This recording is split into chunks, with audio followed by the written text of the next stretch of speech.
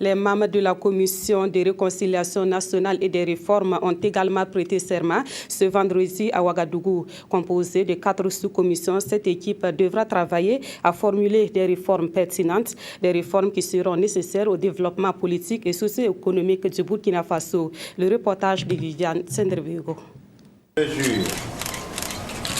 Ainsi commence officiellement la mission de Monseigneur Paul Ouédraogo à la tête de la Commission de la réconciliation nationale et des réformes. À partir de ce 13 mars donc, les membres de la commission ont 5 mois pour rendre leur rapport. Mais avant cette prestation de serment, 2 membres de la commission ont démissionné. L'un des démissionnaires proteste officiellement contre la suppression de l'alinéa 2 de l'article 4 de la loi organique qui crée la commission. Le décret de publication précisait déjà les 2 réserves qui ont été formulées d'ailleurs par le Conseil constitutionnel comme étant non conformes à la Constitution du Burkina. Ne pas connaître, j'allais dire, de crimes de sang et de crimes économiques, si vous voulez, ça dépend. Vous pouvez en connaître comme une institution juridictionnelle et donc vous vous en occupez vous-même comme juge. Ce n'est pas de cela qu'il s'agit.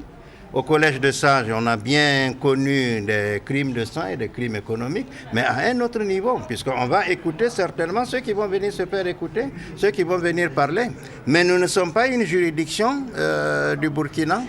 En matière de réconciliation, il y a 2 choses. Autre chose, le travail de la justice. Autre chose, ce qu'il faut créer comme condition pour que les cœurs se rapprochent, que les hommes puissent se parler et que les hommes cheminent ensemble sur un terrain de réconciliation, un terrain de paix.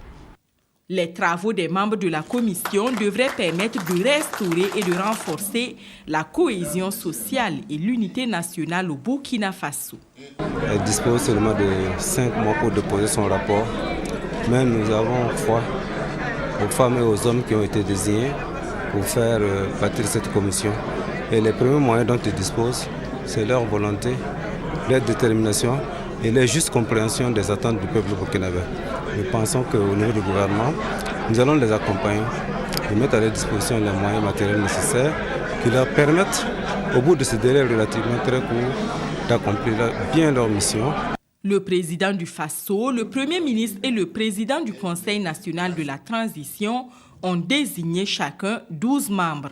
Ils vont travailler au sein de 4 sous-commissions sur les réformes constitutionnelles, politiques et institutionnelles et la réforme électorale, les finances publiques et le respect du bien public, de même que la gestion des médias et de l'information seront également au cœur de la réflexion.